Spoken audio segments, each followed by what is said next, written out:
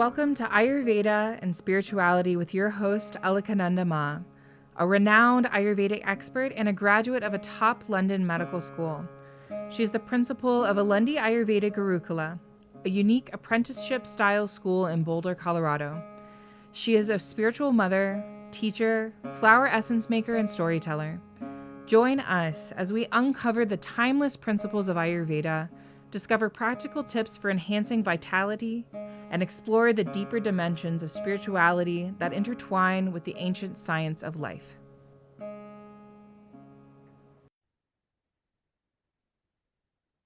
Namaste, everyone. Welcome to our special 4th of July podcast, in which we are going to talk about the topic of true freedom, something we need to think about deeply because true freedom is never guaranteed, and we have to work for it every day. So, as we often do in these talks, we'll think about true freedom within a Kabbalistic Four Worlds model, examining what true freedom could mean in each of the four worlds. Let's begin with Asiya, the world of action. And that's really where we want to think about our actual bodily, physical freedom. Think, there have been many times in history when large numbers of people have not had this physical freedom. Think of slavery. People were snatched from their homes, thrown into ships, transported across the Atlantic, sold in slave markets, and then made to toil in the cotton fields, the rice fields, and so on, the sugarcane fields in the islands, and so on. They did not have the fundamental experience of physical freedom. There have been many, many other times in history when we could be imprisoned without trial, we could be tortured, we could be deprived of our liberty with no due process of law. So we want to be extremely grateful for the opportunity that we have today to enjoy physical freedom. A long journey that pretty much began on the field of Runnymede with Magna Carta and has gone on since then. There has been a Bill of Rights, a Magna Carta, habeas corpus, which means we have our own body. We have the right to own our own body. We cannot be imprisoned without trial. We cannot be subjected to cruel and unusual punishment. We cannot be subjected to unwarranted search and seizure. We cannot be deprived of life, liberty, or property without due process of law. It took centuries of hard work, of civil wars, of battles, of struggle, of uprising to win these rights. First, only for white males, and later for Black people, people of color, later for women. So we have these rights. We have the right of habeas corpus. We cannot be thrown into prison. We cannot be tortured.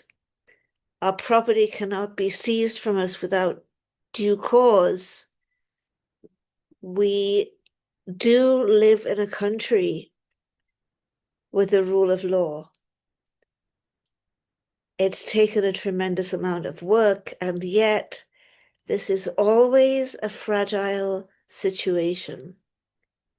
An authoritarian government can rise up at any time and deprive us of the rights that have been struggled for centuries, indeed since the 13th century with Magna Carta. So we really have to be alert to any erosion of these rights. We also have the right not to be forcibly removed, not to be ethnically cleansed. I recently read a wonderful novel, Birds Without Wings, that talked about the population transfer that occurred after World War I. In 1923, there was a population transfer between Greece and Turkey. Millions of ethnic Greeks living in Turkey had to leave their lands. They carried with them the bones of their ancestors as they made their way to a land they didn't know, to Greece. Many of them didn't even speak Greek. And by the same token, many, many Turks living in Greece had to leave Greece and come to Turkey. Many died on the way. There was no proper provision for them. It was a cruel and a horrible forced population transfer. But even in more recent history, we can think of World War II. We can think of the Japanese Americans being forced from their homes and put in internment camps. And there are many survivors still alive from those days who remember those terrible times and who are always with us to stand up for the rights and the liberty of others, always with us in our protests, our rallies, all the times when we gather together to stand up for people's rights. We will encounter the survivors of the internment camps.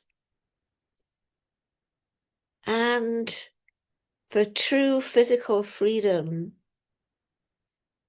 we have to have the right over our own body, our own reproductive system. And that too has been a long battle, and a battle that in America has recently been lost. I was so proud of Ireland. My own niece, Emily, flew home from college in the UK to go cast her vote in Ireland as women gained the right to have an abortion. And this came after an Irish Sikh woman died from a pregnancy. The baby had perished, and yet the doctors were afraid to abort the dead baby, and she died of septicemia. And following this absolute catastrophe, women in Ireland did win the right over their own body, the right to have a safe termination of a pregnancy if that was their choice. Meanwhile, with the overturning of Roe v. Wade, we've lost that. As well, you know, we have lost that here. We have it in my home state of Colorado and other typically blue states that have retained these rights, but they have been lost in many of our states. And of course, not every woman can travel out of state, undergo that expense and all that extra time in order to terminate a pregnancy. So A woman must have the right over her own body. She must have the right to choose whether to become pregnant and whether to keep the pregnancy, whether or not to have her tubes tied. There have also been many situations in which forcible sterilization has happened to women.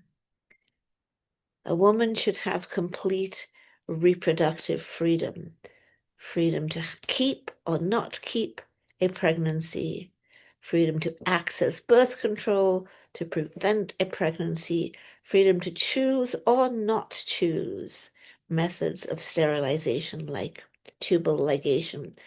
Of course, as I'm speaking today, we've just heard the absolute horror story of Adriana Smith, who was kept on life support in an eminent hospital in Georgia because she was 8 weeks pregnant, 8 or 9 weeks pregnant at the time of her actual death. Number one, she shouldn't have died anyway if she had not been ignored the first time she complained of a headache. Worst headache of your life should never be ignored. It always means something. But she did die from multiple blood clots in the brain, and yet her body was kept on life support to serve as some kind of incubator for the poor fetus, who they then cut the fetus out of her body just this past week when her body became so decayed that it was impossible to continue using her body as a baby incubator. So the poor little baby, weighing just over a pound, is in NICU. Lord only knows what kind of life that baby will lead.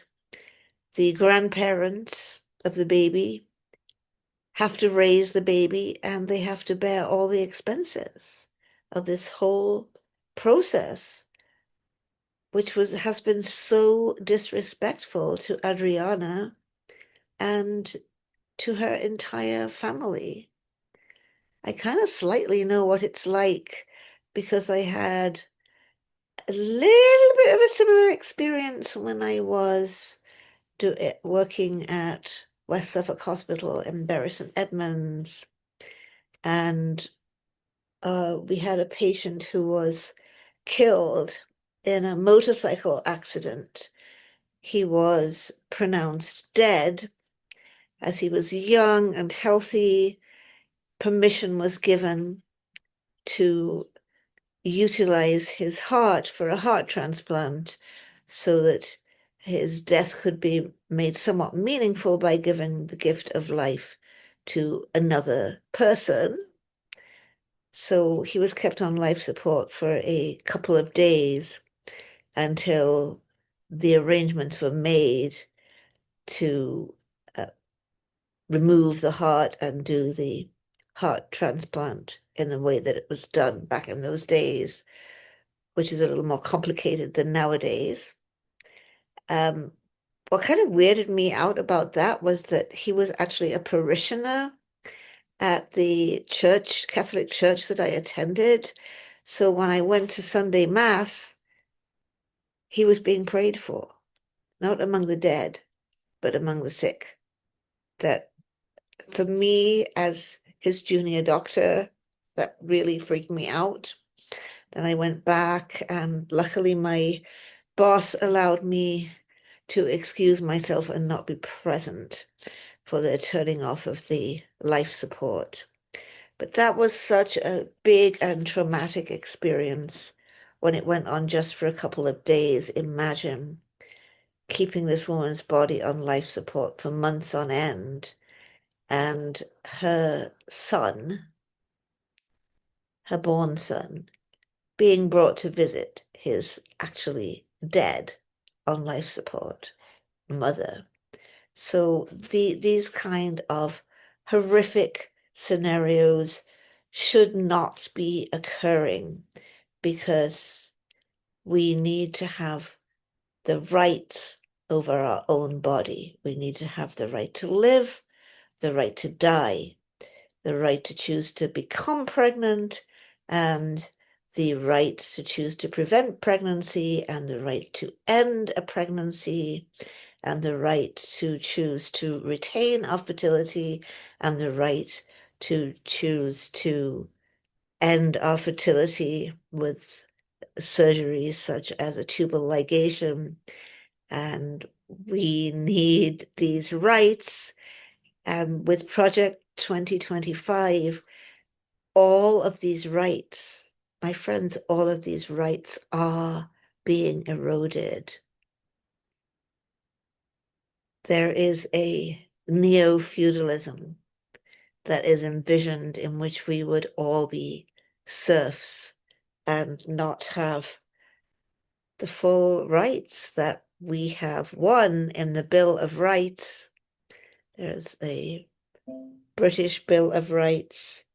There's a Bill of Rights here and a Bill of Rights in many other countries, and they all are the product of centuries of struggle. So get up, stand up for your rights. Get up, stand up, don't give up the fight. Because these rights, although they are our rights, they are in no way guaranteed. We have to work, we have to be vigilant to retain these rights. Moving on to the emotional world, the relational world, Yetzirah, we need to be free in our relational life. Free to love who we love. Free to marry who we want to marry. That's fairly recently still that there were miscegenation laws and people were not allowed to marry those of another race. There was a big stink in my family when Dad chose to marry out, marry a Gentile. Except I have to say, great granny thought it was a great idea because after all, he was going to marry someone who was about to become a doctor. And she thought that was a good thing for her son to do. And she gave unconditional approval and always loved us unconditionally. But generally in the family, we were like, yes, we love you, but you're not properly Jewish. So that there can be legal bars to who we marry, but there can also be very strong conventions that you shouldn't marry someone that's not Jewish, or you shouldn't marry a Catholic, or you shouldn't marry a Muslim, or you shouldn't marry a non-Muslim, and on and on and on. We need to be free to love who we love. We need to be free to marry. I'm old enough to remember. I am old enough to remember when it was illegal to be gay. When you could go to prison as a man for loving another man. I'm old enough to remember that. I'm old enough to remember when that ended. And of course, if we're listening to this, we're old enough to remember getting gay marriage. I mean, come on. It makes sense, right?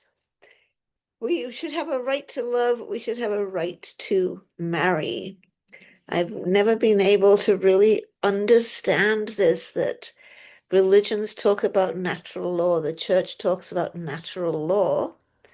And by natural law, a marriage is between one man and one woman. Wait a moment. Who, created gay people? If we believe God created people, God created gay people purposely to be gay because that's how God wants them to be. So then it just makes perfect sense that gay people need to be able to marry who they want to marry and have the same kind of rights as all the rest of us. We also need to be free to divorce. And that is also a battle that has been hard won. Used to be Catholics could not divorce. I went through this in the 60s with my best friend in grammar school. They were a Catholic family. The marriage hadn't worked out, and basically her mum had to try to get an annulment because they were very, very devout Catholics. And divorce was not accepted. We need to be free to love who we love, free to marry who we choose to marry, whatever their gender, their religion, their race, their age. We need to be free to divorce if that's what we need to do. And another right that is really coming under a lot of pressure right now, we need free expression of our gender. I'm talking about trans rights here. This is very important. Trans people have been with us as long as there have been human beings. Okay, I understand with modern medicine, we have additional methodologies to assist people in their transition of their gender, that we didn't have these kind of things before. But that's what we have. That's what we do.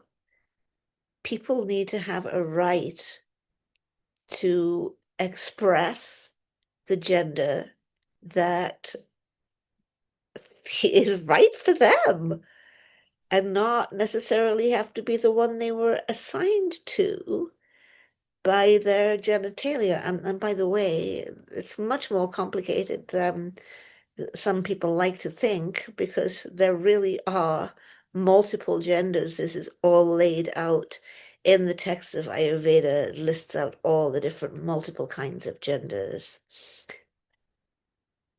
Everyone should be have these rights. So in the realm of Yatsira, free to love, free to marry, free to divorce, free expression of our gender. And again, we must be very vigilant. Having lived in those bad old days, having lived in the days when our most admired British composer, Benjamin Britten, who lived nearby to us, could have been thrown into prison for loving the man he loved, I never want to see those days again. We need to all stand up. If we're not LGBTQ ourselves, we need to all stand up as allies to keep the freedoms that people have sacrificed their lives to win these freedoms. Let's go on now to think about Bariya, the conceptual world. This is where so much is going on right now. Free speech. What is free speech?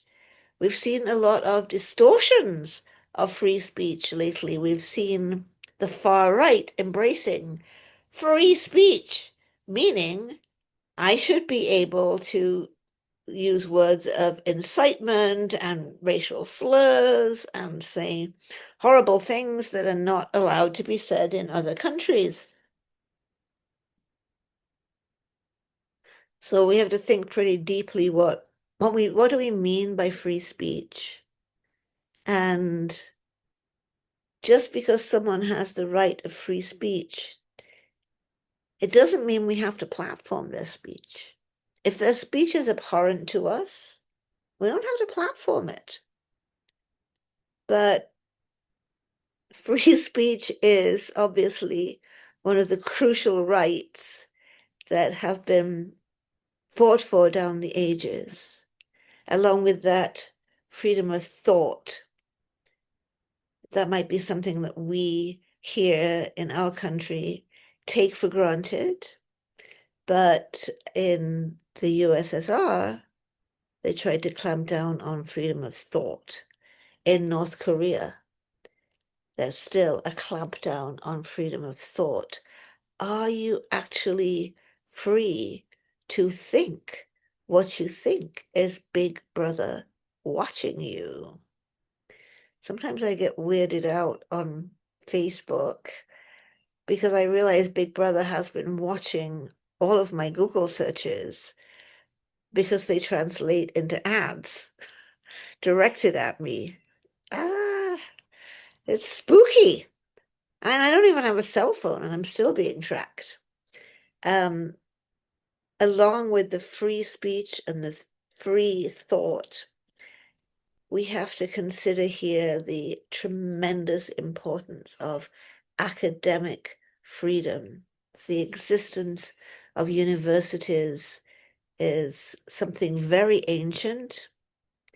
It is through the universities that people have gained an education and ability to think about things, to be intellectuals.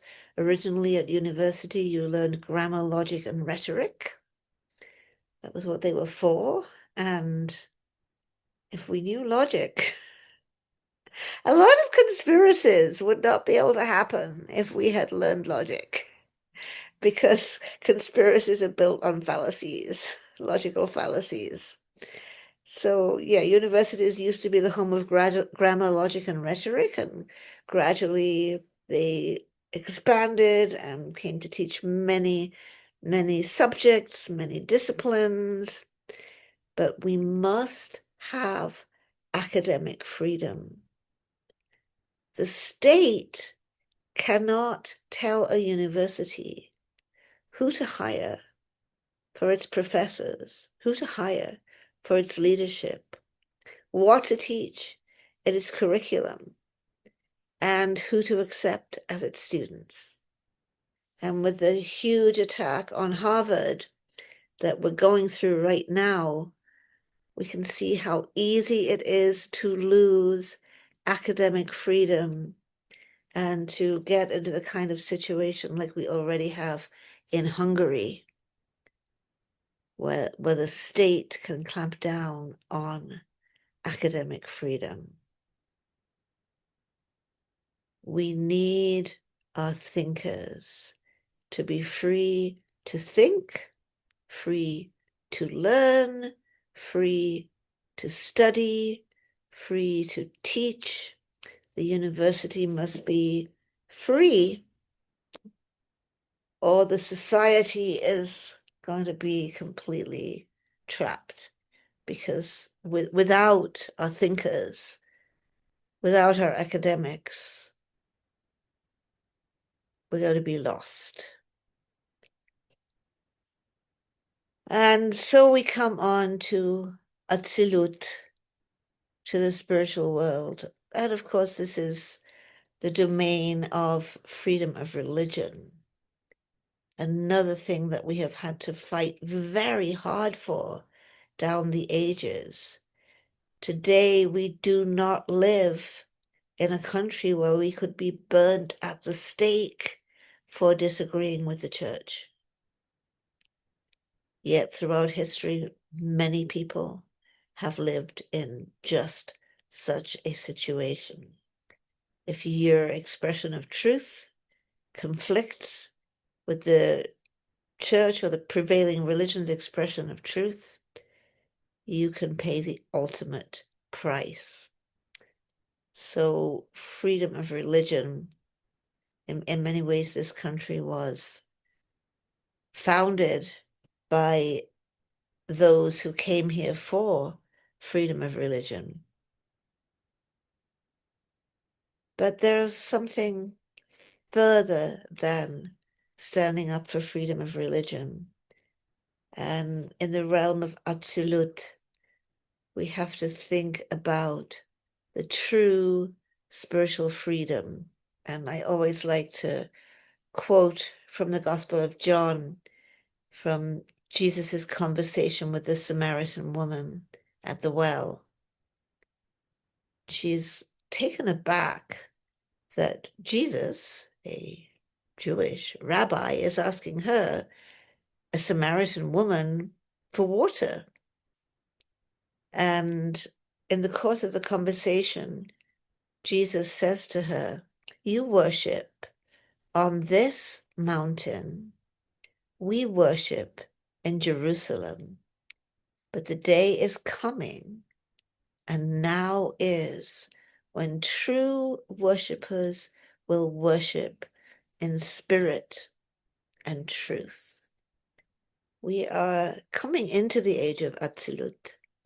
We are coming into the age of spirit and truth. We're coming into an age where, in some way, each person has their own religion. And I just want us to think about this very carefully. When Jesus talks about the age of spirit and truth, he is echoing a vast prophetic tradition. A tradition that the law will no longer be written on tablets of stone, but I will put my spirit within you. I will write my law in your hearts. Brother will not need to teach brother, saying, "Know the law, for they shall all know me, from the greatest to the least. And your young men shall prophesy." So we are coming into this time when the law is written on each of our hearts and where we each worship in spirit and truth. We're coming into a time when we no longer need to depend upon authoritarian religions to tell us what to do. But I want to be really clear that that doesn't mean the wishy-washy. There are a lot of types of false view that were laid out by the Buddha, which include, it's so complicated that no one can really know the truth, meaning I can't be bothered to find out the truth.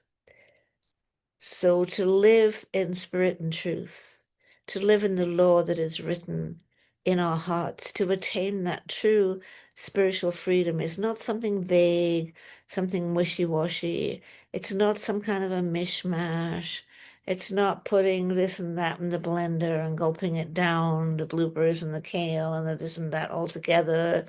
You know how much I like brew of those kind of smoothies, right? Agni killers. It's not that. It is living in the ultimate authenticity, checking everything against our own heart. To do that, it requires what is known as an informed conscience. That we have to live in spirit and truth requires tremendous effort, tremendous vigilance, tremendous awareness, to not just let our ego pull us here and there, wishy-washy, not like that. Rigorously, vigilantly, in moment-to-moment awareness, living our truth, whatever the cost. Like Mansur Halaj, who cried out, "Ana al-Haq, I am the true," for which he was flayed alive. And as he is being flayed alive, he says, "You are doing right, because by your beliefs, I should be flayed alive. And yet I continue to proclaim my truth. Ana al-Haq, I am the true."